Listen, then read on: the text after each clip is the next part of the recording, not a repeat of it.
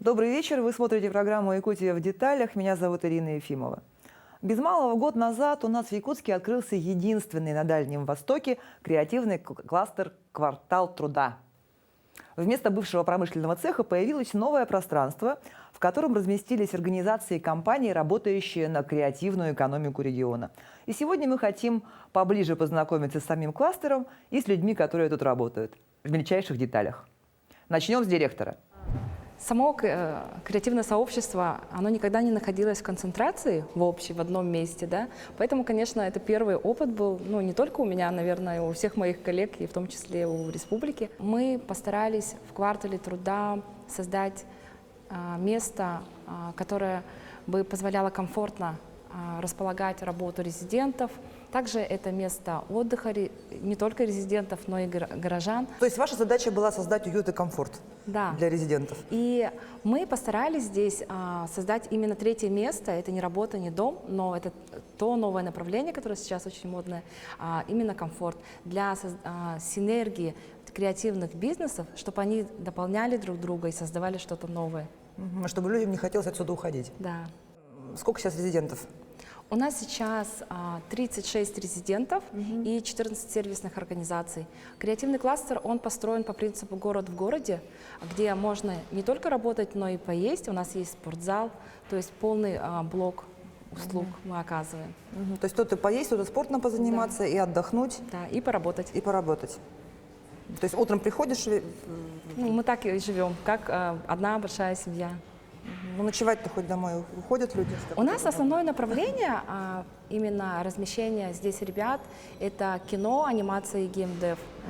Как правило, люди, связанные с творческими профессиями, это киношники и музыканты, они работают по ночам. Поэтому здание работает в круглосуточном режиме. У нас постоянно двери открыты. Но как бы это только под резидентов. Выставка у нас свободная для горожан, где свободный вход. Она работает, допустим, в нормальное рабочее время. Тогда получается, что дирекция тоже 24/7 работает, что ли, посменно? Или они тут без присмотра остаются? У нас в здании офисные помещения, которые мы сдаем в аренду. Также есть у нас общественные места. Ребята, которые наши резиденты, у них имеются за собой свои студии, и они в них работают так, как им удобно. То есть, когда хотят, тогда и приходят. А места еще есть свободные или все уже занято?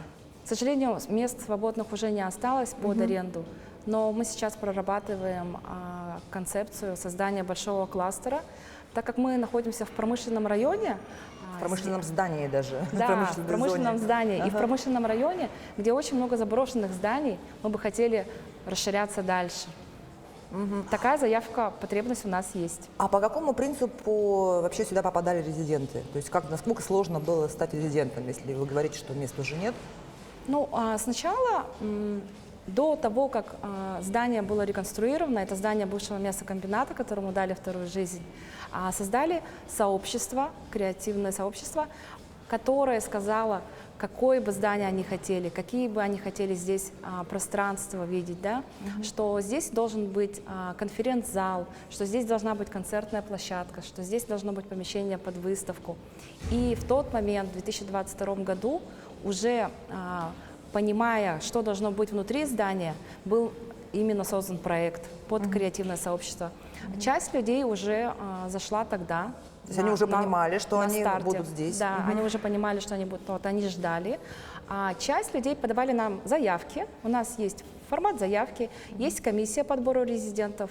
И самая главная задача резидента – это создать продукт в течение 11 месяцев, за время аренды этого помещения, потому что на сегодняшний день ставки здесь льготные, которые нам компенсирует правительство республики, разницу в цене. Поэтому они создают либо это медиа-контент, либо, если вы дизайнер, то это у вас коллекция одежды. Если вы, допустим, парикмахер, то вы создаете какую-то тоже капсулу причесок, допустим, фестиваль проводите. То есть мы хотим поднять именно вот эту культуру, да, и развить направление креатива, которого вот как бы, чтобы люди и знали, горожане, что у нас вот они и есть. Но вот вы сказали про мероприятия, у вас уже прошло несколько ивентов, в общем, Да. вот про эту сторону скажите, этим кто занимается. У нас прошло более 40 мероприятий с посещаемостью более 10 тысяч человек. В том числе у нас прошло 6 городских фестивалей. Это был опыт для нас первый. Мы давали ребятам возможность привести фестивали. Это опытные достаточно в городе Якутске организаторы, такие как Глита, Айкон. На сегодняшний день у нас уже сформирована команда организаторов мероприятий, и в октябре месяце мы проводим собственное мероприятие «Страшный уикенд», куда приглашаем всех. А что там будет? У нас будет большой тоже городской фестиваль. Мы планируем где-то посещение 1000 человек. Ну, это Хэллоуин, я правильно понимаю? Да. Вот. Будет концерт, примерно ориентировочно 15 артистов. Мы собираемся здесь организовать великолепное шоу, поэтому... Ну, это, наверное, костюмированная вечеринка Да, все-таки конечно. будет с дресс-кодом, да? Да, конечно. Без клыков не приходить.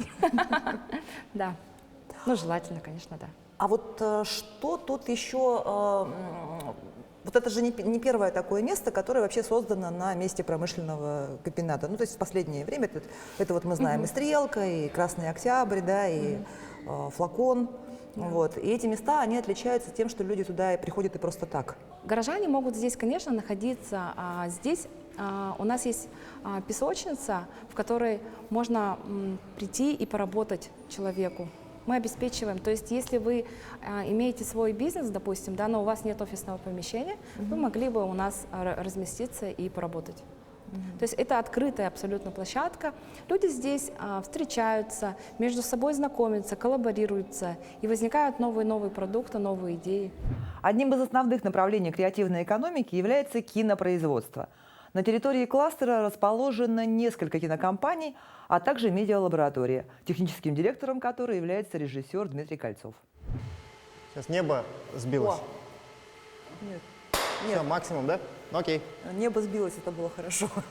Ну, я не знаю, какой эффект сейчас у нас на камерах, но должно быть ощущение такое, что мы на ленских столбах как будто. Да, но в первую очередь эта технология подразумевает замену зеленого экрана, потому что когда мы хотим сымитировать съемку в какой-то местности, но у нас нет возможности туда поехать, допустим, у нас сейчас за окном декабрь, нам нужно доснять кадры для фильма, события которого происходит на нескольких столбах.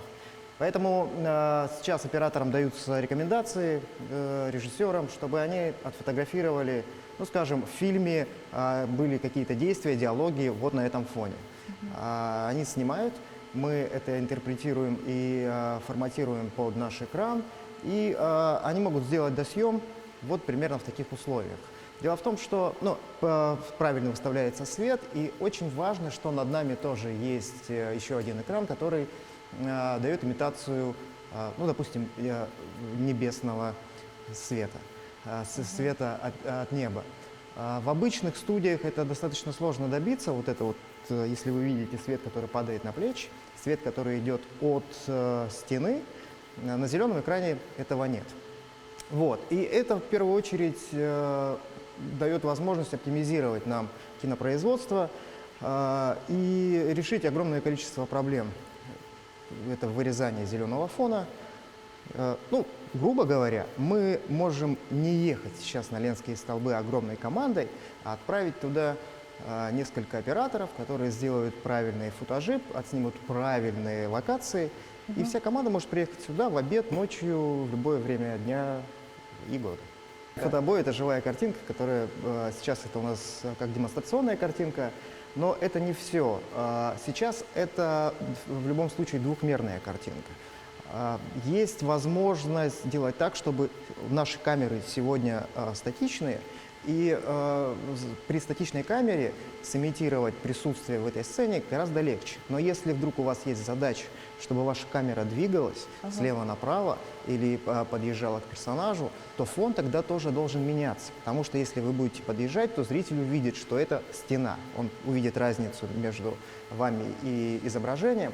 Для этого существует у нас специальная технология, основанная на движке Unreal Engine. Мы эти сцены переводим в трехмерный план. И когда мы двигаем камерой, параллакс картинки, то есть ее геометрия, тоже изменяется. Сейчас мы находимся в пещере. Как раз сейчас работает технология XR. Технология, которая захватывает движение камеры, его положение в пространстве и под это подстраивает фон. Вот сейчас наш оператор будет идти слева направо или справа налево, как удобнее. И здесь у нас меняется картинка. Вот если вы видите, то мы немножко выглядываем из-за той же пещеры, и вся эта картинка подстраивается под наши движения. За счет этого нет ощущения того, что мы находимся на неживом фоне. И это как раз та технология, которая позволяет не просто снимать статичные картинки, а абсолютно реальные.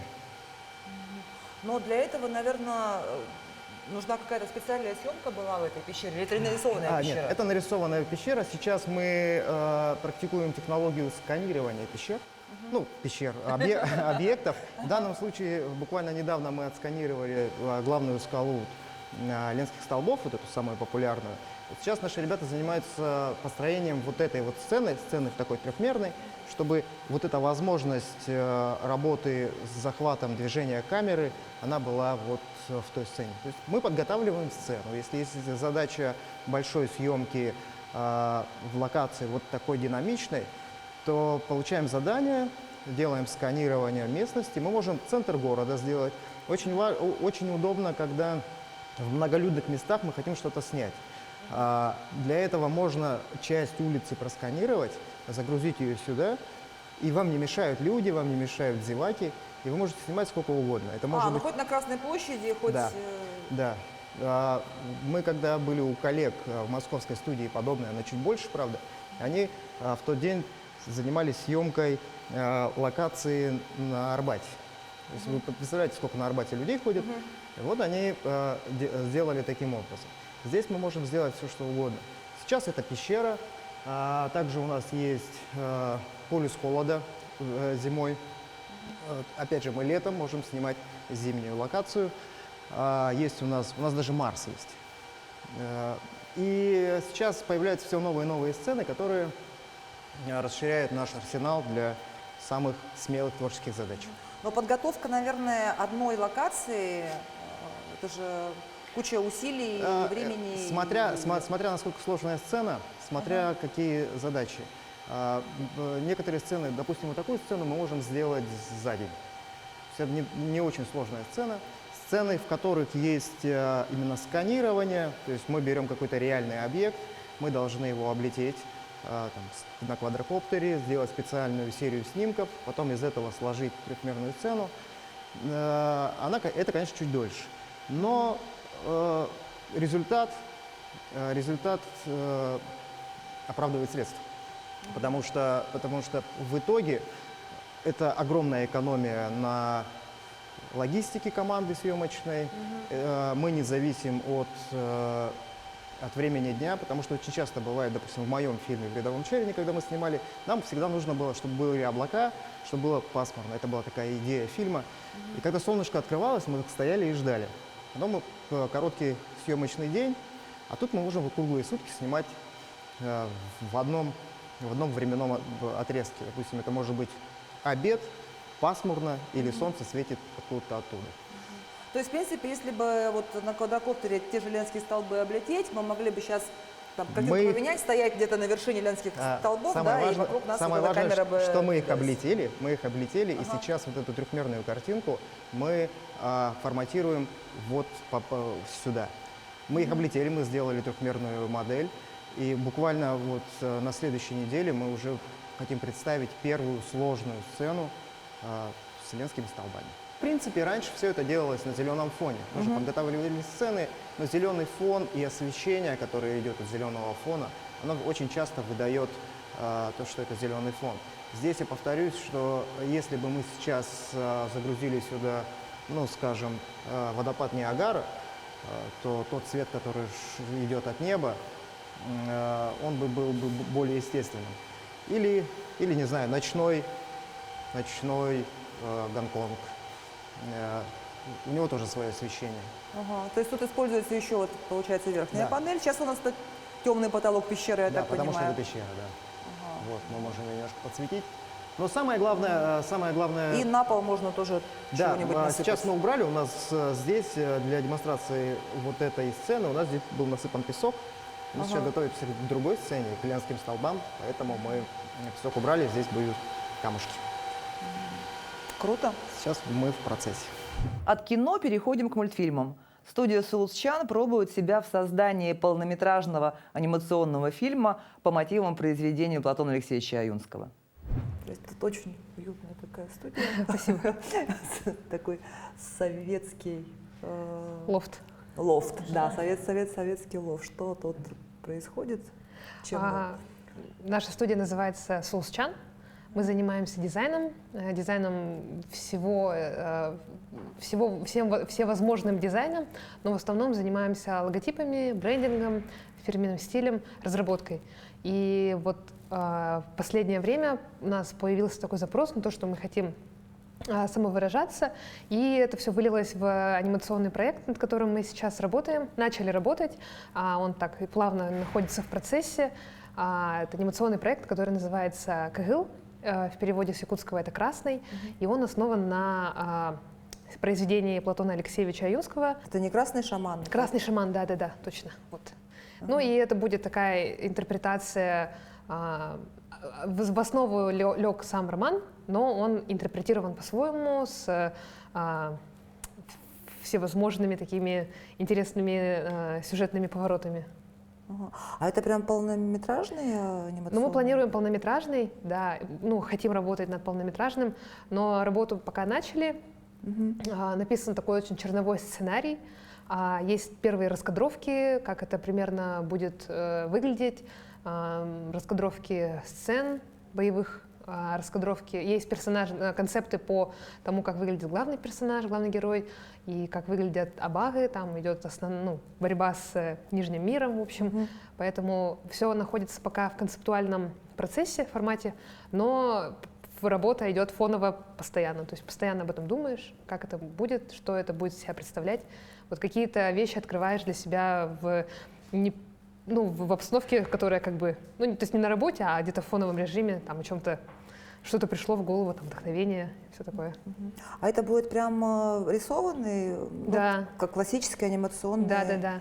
Прям рисованный мультик, то есть не 3D? Нет, не 3D, это будет такая не motion.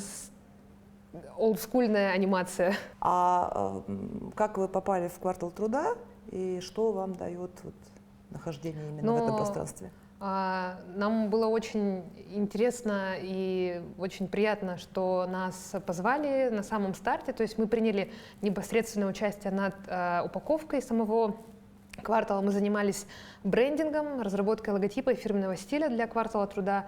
Наш руководитель Ростислав Павлов, он также был привлечен как потенциальный резидент, то есть сразу же тогда уже шла речь о том, что как резиденты здесь будут себя чувствовать, находиться, как они будут здесь работать. И, соответственно, это было достаточно давно, и вот мы сейчас здесь находимся, и все, о чем мы тогда мечтали и что мы себе представляли, оно в полной мере себя воплотило и открывает, наоборот, еще больше возможностей и горизонт, в общем, широкий, он полностью открыт, и очень интересно, что можно с такими возможностями дальше в жизнь воплотить. Ожидания совпали с реальностью? Да? Абсолютно. Они совпали, и мы, кроме того, что работали над фирменным стилем, мы также разрабатывали навигационный проект для «Квартала» и разрабатывали дизайн-код, потому что у нас здесь собрано самые яркие представители креативной индустрии нашего города, и нужно было представить, как они все будут соседствовать друг с другом, как это будет воплощено в жизнь. И мы работали также над дизайн-кодом, но и работа идет все еще, потому что сложно было работать с чем-то эфемерным, таким пространственным. Которое пока еще не заполнено. Которое пока не заполнено, непонятно, кто именно здесь будет, а сейчас уже есть какое-то наполнение, и уже более полная складывается картинка, как это выглядит, но и пазл мы все равно дополняем, дорабатываем, какие-то недостающие элементы вставляем. Киберпродюсерский центр «Сайброс» занимается компьютерной графикой, визуальными эффектами, иммерсивными технологиями и анимацией, а также захватом движения лица и тела для создания фильмов, мультфильмов и музыкальных клипов. На данный момент Сайберс предлагает использовать технологию метавселенной Roblox как образовательную среду. Вячеслав, ну что такое продюсерский центр? Я немножко понимаю, а что такое киберпродюсерский центр? Ну, это практически то же самое, но речь идет именно о талантах, которые будут работать в цифровом мире. То есть мы сейчас говорим и о рынках, которые только сейчас начинают зарождаться, да? Многие их, наверное, пока не знают, не видят, да? Но они называются это метавселенные. То есть это целые виртуальные миры, где люди проживают свою вторую жизнь некоторые, да? То есть там есть уже своя, так сказать, внутренняя экономика, да? Цифровая экономика, своя собственная валюта, которые можно выводить в реальные деньги. Соответственно, там тоже можно зарабатывать, да? Для этого тоже надо иметь определенными компетенциями, да, то есть там в этих мирах также существуют так называемые операторы миров, но их можно назвать гидами, да, то есть уметь ориентироваться в этих мирах, а также создавать там внутри контент. То есть мы сейчас говорим про анимацию, то есть там же нужны эти же персонажи, да, какие-то объекты окружения, да, то есть это какая-то интерьерная, архитектурная визуализация, да, вот, а также есть многие знают о том, что вот социальные сети, да, это в основном там речь идет именно о заработках с помощью цифровых, так скажем, цифрового контента, да. Там тоже начали появляться так называемые цифровые клоны некоторых блогеров, да. Тенденция уже как бы активно так растет. Если мы говорим, сейчас говорим не про Якутию, да, а мы говорим про весь мировые мир. тренды. Да, про весь мир, да. Где требуется очень много уникального контента, да? То есть нам есть о чем рассказать. Мы можем это показать. Для этого, соответственно, мы должны здесь создать такое место для коллаборации людей с разных творческих направлений, да? Это же те же актеры, да? Те же художники, музыканты, танцоры, да? И они вместе, объединившись, могут создать этот контент. Здесь как раз всему этому мы здесь будем обучать в креативном кластере, в киберарене, да? Здесь есть оборудованная площадка, есть несколько зон, да, вы до этого были в XR студии, да, также скоро появится студия захвата в движении и так далее, да. И все это нам позволит именно разрабатывать именно вот эти вот миры, да, виртуальные миры, где есть очень большой источник дохода для нашей республики, так скажем, наверное, да. Вот. Наверное, проще сказать, что это игра. Игры, да, компьютерные игры, мобильные игры, да. Но там немного все по-другому устроено. То есть там есть уже цифровые копии каких-то городов, да, определенных. Там даже проходят большие мероприятия, концерты проходят, да, выставки и так далее. Там люди также платят, как и в реальной жизни. Но вы хотите свои там миры создавать или в какие-то уже существующие Есть вот, да, заходить? нет, есть существуют большие, да, так скажем, метавселенные, да, глобальные миры, где будут свои такие, небольшие миры. Это может быть место для, там, допустим, для того же СЭХа, да, в каком-то метавселенном, допустим, в том же Роблоксе, да, или в Майнкрафте, да, создать такие локации и приглашать туда людей уже за деньги. Ваша задача-то вот какая? Наша задача компания? именно обучить. То есть вы кадры готовите? Да, мы обучаем и продюсируем. То есть не обучаем и отпускаем, да, а именно обучаем какому-то конкретному навыку, да, и мы видим, где этот навык можно в какой команде применить. Мы говорим, есть такие-то команды, вы можете к ним присоединиться и предложить свои услуги, да, грубо говоря, свои навыки, и совместно создать что-то, допустим. Креативная экономика – дело молодых и дерзких. Этот принцип, как никто другой, подтверждает Кира Тарасова. В 16 лет она вошла в топ-100 креативных лидеров Якутии. Меня зовут Кира Тарасова, мне 17 лет. Свой путь я начинала в 13 как фэшн-стилист. Первый свой бизнес запустила в 14. Это была небольшая контент-студия. Она находилась в деловом таком помещении, небольшая квадратура, низкие потолки, что совсем не соответствовало требованиям студии. Как в 13 лет становятся фэшн-стилистами? Я загорелась этой идеей, побывав на мастер-классе, после чего родители подарили мне курс. 3 месяца я обучалась на фэшн-стилиста, работала на модных показах, на творческих и коммерческих съемках, набиралась опыта и развивалась. В топ-100 креативных лидеров Якутии я попала в 15 лет. С каким проектом? Это вышло так спонтанно, можно сказать. Тогда я участвовала в международном конкурсе «Платье для Джульетты», которое проходило в Италии. Со своей командой заняли 1 место. И думаю, вот это вот стало толчком. Облик современного города невозможно представить без интересных архитектурных решений. Благоустройство городской среды – одна из важнейших задач в развитии любого города или села. Именно над этим трудятся ребята из архитектурного бюро «Намада». Я правильно понимаю, что это бюро называется «Кочующие архитекторы»? Ну, можно сказать так. На самом деле наше архитектурное бюро называется «Намада», что можно перевести как «кочевники». Почему? Ну, когда мы придумывали название, мы мечтали, что будем путешествовать по всей Якутии, исследовать ее, открывать новые города и села для нас с архитектурной стороны. И будем архитекторами, исследователями, архитекторами, кочевниками. Ну, можно сказать, наша мечта сбылась. Наши проекты есть во многих малых городах и селах республики. В основном мы занимаемся проектами благоустройства, то есть это дворы, парки, площади, набережные. Также участвуем в больших конкурсах. У нас есть победа во всероссийском конкурсе «Малые города и исторические поселения», а также в Дальневосточном федеральном округе. Побеждаем в конкурсах 1000 дворов, тоже на уровне Дальнего Востока. И наши проекты уже реализуются и реализованы во многих наших местах, городах. Еще мы делаем мастер-планы и дизайн-коды. Есть мастер-план села Магарас. И дизайн-код мы к нему разрабатывали. Также мастер-план города Алёкминска. И сейчас работаем над мастер-планом Нюрбы. Вау, вот это круто, это прям новое же модное направление. Да, сейчас многие наши города и села подтягиваются. Администрация вообще старается не отставать, потому что они видят, что это действительно работает и реализуется. Я так понимаю, что с мастер-планами у нас мало кто работает. Да? Архитектурных бюро в Якутии пока мало, ну как сказать, мало, можно буквально пересчитать, мы знаем друг друга все, кто этим занимается. Но так как спрос растет, я думаю, начнет появляться много других архитектурных бюро. Как я понимаю, ну вот мы снимали отдельную программу тоже по мастер-плану Якутска, да?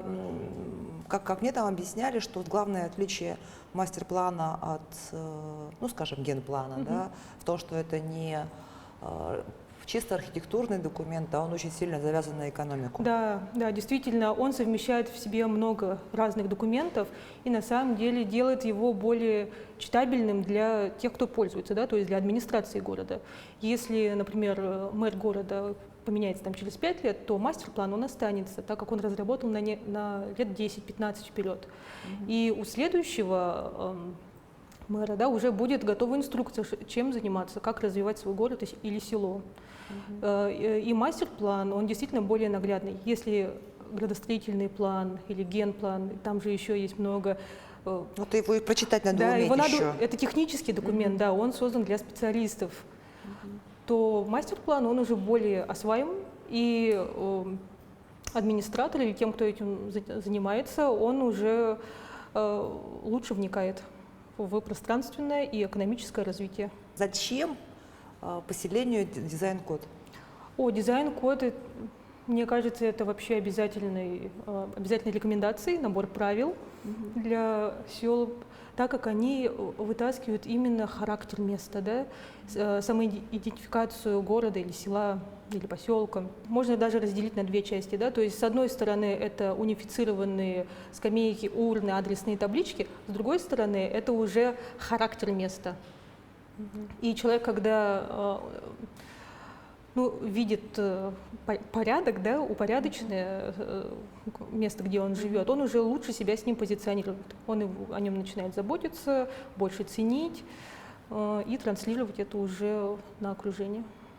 Ну вот вы сказали вытащить идентификацию да, местности. На самом деле, ну вот часто так бывает. То есть, с одной стороны, можно придумывать дизайн-код для там, ну, нового, вновь создающегося какого-то поселения, которое только планируется. Это, ну, в принципе, наверное, можно. А вот когда уже ну, село существует, там, не знаю, 3 века, допустим, да, и прийти со стороны и придумать дизайн-код просто так, наверное, невозможно. Действительно нужно для этого понять сначала характер местности. Да, мы как раз работаем с городами и селами, которые уже давно существуют. Да? У них есть своя история, своя культура, свои легенды, мифы. И в процессе разработки мы общаемся с жителями, посещаем это место, видим его натурное исследование проводим.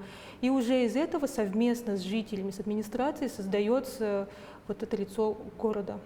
Что вам дает это пространство? То есть вот, почему вы находитесь здесь, как вы сюда попали, я имею в виду в квартал труда, да, и что это место вам дает?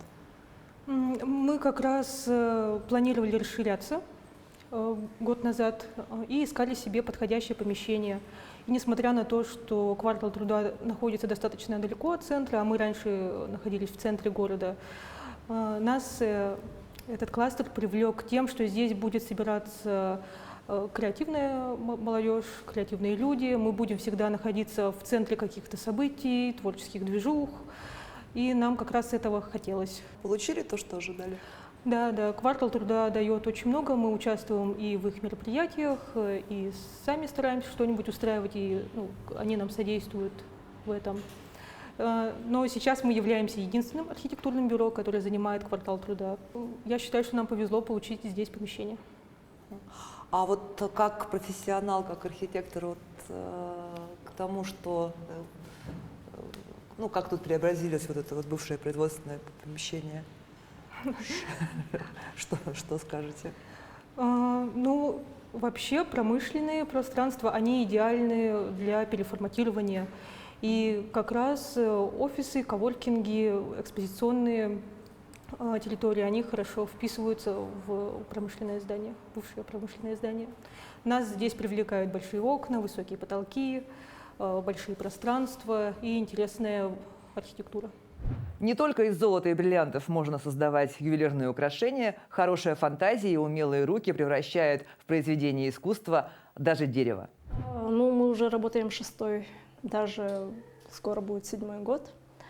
Мы занимаемся производством бижутерии из дерева. Это моя авторская идея. Сейчас уже у нас целая команда, работает целая мастерская. Продаем мы по всей России, на Озоне, на Валберес. Много посылок уходит за границу. Популярность растет, чему мы очень рады. В кластер заехали в августе месяце этого года. А вот технология, то есть каждая вот эта штучка, она прям вручную расписывается? Каждая штучка вручную не расписывается, но есть модели, которые дорисовываются, эскиз рисуется, получается, вручную, потом это мы цифруем и печатаем. Но есть модели, которые сверху очень много ручной работы. Клеится поталь, фольга, блески, дорисовывается вся металлизированная краска. Потом заливается, лакируется, это все, естественно, вручную. А так вот несколько эскизов, и эскизы вы рисуете, да? Эскизы. Сейчас я уже занимаюсь, у меня уже свой здесь художник, я занимаюсь в основном концепцией, идеей, фигурами, формами и отдаю уже разработанную идею художнику. Художник все это доделывает, потом мы вместе обсуждаем, кое-что поправляем, кое-что переделываем и итоговое уже отправляем в производство. Это березовая фанера, первый класс. Обычная березовая фанера? Первый класс, да. Первый класс это без сучков. Ее изначально шлифуют, потом вырезаем на лазерном станке. Вот уже форма вырезается? Да, уже определенная форма вырезается. И сверху после рисунка заливается смола. И уже потом лакируется, потом идет уже цех собирает. Вначале, получается, я работала вообще сама, одна, в декретном отпуске, сидя дома. А потом уже, когда почувствовала, что есть спрос, наняла первых помощниц, вторых, третьих, и так, получается, мы разрастались. Сейчас мы выпускаем около 3000 изделий. Оттуда, получается, 1000 уезжает в магазин наш. Каждую неделю мы в Валберес отгружаем больше 300 штук. Это, получается, около 1500 уезжает в Валберес, на склады Валберес в Москву. И 1000 уезжает заказа с Озона. А есть украшения, выпускаются до сих пор по самым первым эскизам, которые вы рисовали? Есть такие украшения, которые И даже сидя дома, я вот делала их, и до сих пор мы их сейчас продаем. На Валбересе даже они очень популярные. Также очень интересно у нас разлетаются по всей России наши национальные якутские украшения. Например, вот такое колье, да. Очень много заказывают с России центральной. Мы все время удивляемся, кто там их носит, но спросом пользуется.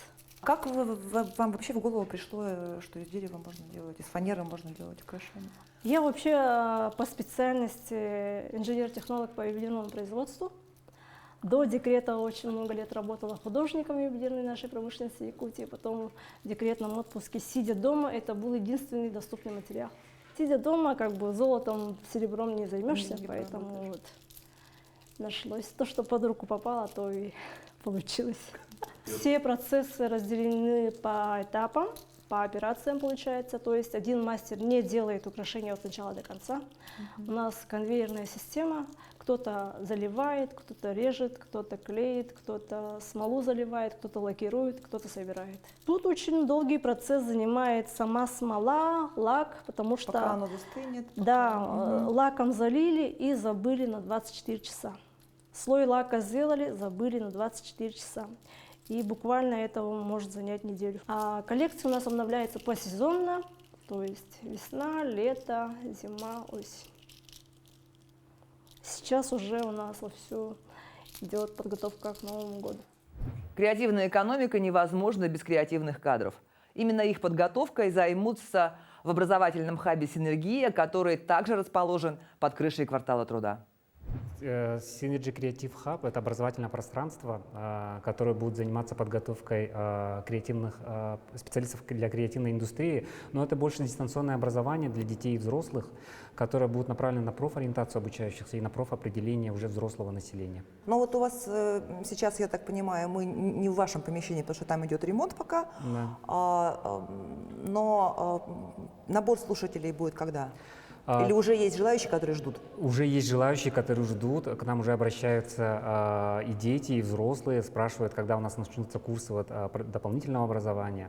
Мы будем запускаться, вот уже ремонтные работы у нас сейчас идут, это завершающий этап оснащения будет креативного хаба, и планируем с января 2024 года уже начать набор и реализацию образовательных программ. Первый этап образовательных программ будет направлен на анимацию, так как это инициатива факультета анимации университета «Синергия». Да, есть у университета «Синергия» соглашение с Союзмультфильмом, и в рамках этого у нас будут реализованы программы по 2D анимации, по прорисовке персонажей. Персонажи фона направлены на анимацию и движение не только людей, но и животных, то есть в этом плане будет организована работа, но в последующем, с последующих годах мы будем расширять этот спектр образовательных программ и будем охватывать уже более шире креативные направления, будут включаться и графический дизайн, моушен дизайн, 3D дизайн. То есть все, что сейчас модно и да, все, что востребовано. модно, востребовано, то, что относится к креативной индустрии, все у нас будет по мере развития нашего хаба включаться.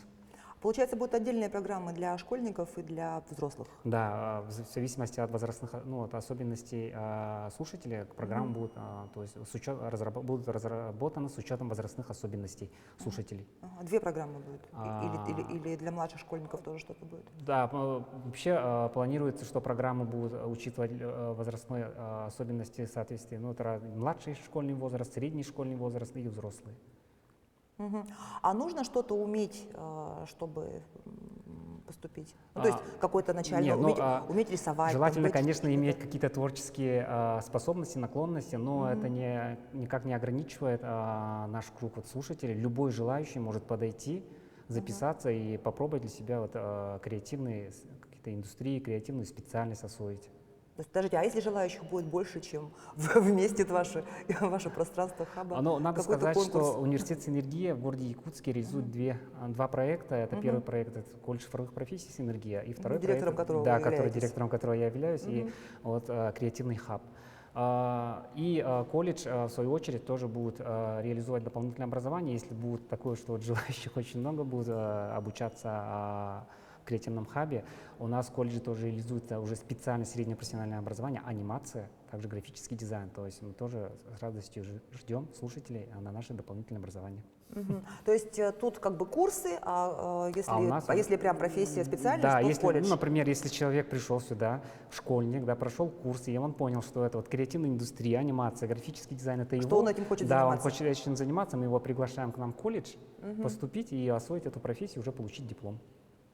А если, ну вот взрослый человек пришел, поучился, он может после этих курсов работать? То есть достаточно будет ему навыков, чтобы создавать вот персонажей? Да, там все равно курсы будут, программа курса будет разработана таким образом, что при завершении все равно какие-то навыки уже будут сформированы профессиональные. И с этим навыками человек может работать. Ну дальше практика. Да, практика, и может дополнительно записаться на какие-то курсы, да, не только которые реализуются в хабе, ну, по своему желанию, любые курсы может записаться. Потом у нас же очень сейчас развито вот это самозанятые, да, понятие самозанятых, и человек может устроиться самозанятым, и даже учась, осваивая вот эти компетенции, и не только вот дополнительное образование, но и обучаясь в колледже, студенты, у нас есть опыт, что трудоустраиваются. У нас уже сейчас надо сказать, что в рамках реализации проекта колледж цифровых профессий у нас заключено соглашение и с корпорацией развития Якутия, с рекламными агентствами и с Алмаз-Эргенбанком по подготовке вот этих специалистов креативных индустрий. У нас основная миссия, это как бы основная цель, это практикоориентированное обучение. У нас преподаватели, педагоги — это реальные практики. То есть и в колледже, и в креативном хабе у нас будут преподаватели, это представители вот этих отраслей. Будут привлекаться преподаватели и с факультета анимации, и с Союз мультфильма, будут выполнять реальные какие-то кейсы. То есть у нас, да, практикоориентированное обучение. То есть это не оторванное там, да, от не оторванное от производства, какая-то да, теория, это прям, да. Прям что-то такое, что можно... Да, реальные задания будут, реальные кейсы. Это платное обучение, правильно я Да, понимаю? обучение платное. Насколько платное? Ценовая политика сейчас разрабатывается, и надо сказать, что мы сравниваем цены, анализ сделали, мониторинг стоимости образовательных услуг в Якутске, и наша стоимость будет ниже рыночной, ну, где-то примерно на 10%. Курсы будут длиться от 3 до 6 месяцев, будут и короткие мастер-классы, и недельные такие курсы, но стоимость, она будет как ниже рыночной. Креативная экономика – это действительно наше будущее, и сегодня мы убедились, что для ее развития у нас есть все. И надеемся, что квартал труда разрастется до размеров города и креативной республики. Это была программа «Якутия в деталях». Меня зовут Ирина Ефимова. Смотрите нас по будням в 19:15. Расскажем, чем живет Якутия во всех деталях.